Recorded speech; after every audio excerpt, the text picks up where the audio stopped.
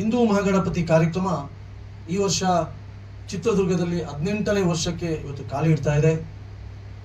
ನಾಡ್ದು ಆಗಸ್ಟ್ 27ನೇ ತಾರೀಕು ಶ್ರೀ ಮಹಾಗಣಪತಿ ದೇವರ ಪ್ರತಿಷ್ಠಾಪನೆ ಆಗುತ್ತೆ.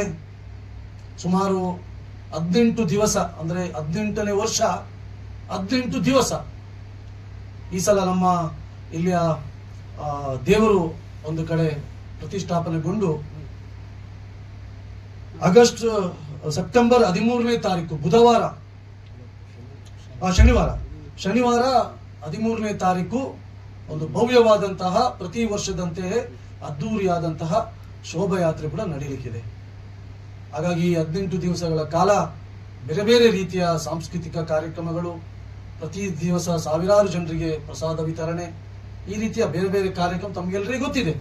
ಆ ಕಾರ್ಯಕ್ರಮಗಳು ಪ್ರತಿ ವರ್ಷದಂತೆ ಕೂಡ ಈ ವರ್ಷನೂ ಅದ್ದೂರಿಯಾಗಿ ಇವತ್ತು ನಡೆಯಲಿಕ್ಕೆ ಇದೆ.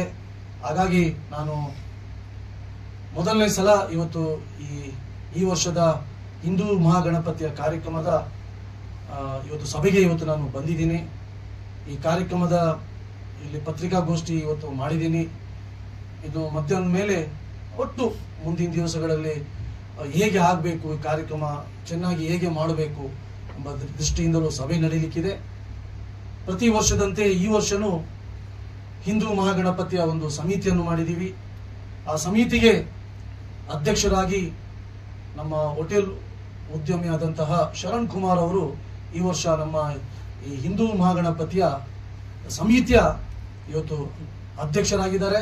ಅವರನ್ನು ಈಗಾಗಲೇ ಘೋಷಣೆಯನ್ನು ಮಾಡಿದ್ದೀವಿ. ಅವರ ನೇತೃತ್ವದಲ್ಲಿಯೇ, ಅವರ ಅಧ್ಯಕ್ಷತೆಯಲ್ಲಿ ಈ ಕಾರ್ಯಕ್ರಮ ನಡೆಯಲಿಕ್ಕಿದೆ ಮತ್ತು ವಿಶ್ವ ಹಿಂದೂ ಪರಿಷತ್ ಪೂರ್ತಿ ನೇತೃತ್ವವನ್ನು, ಹಿಂದೂ ಮಹಾಗಣಪತಿಯ ನೇತೃತ್ವವನ್ನು ವಿಶ್ವ ಹಿಂದೂ ಪರಿಷತ್ ವಹಿಸಲಿಕ್ಕೆ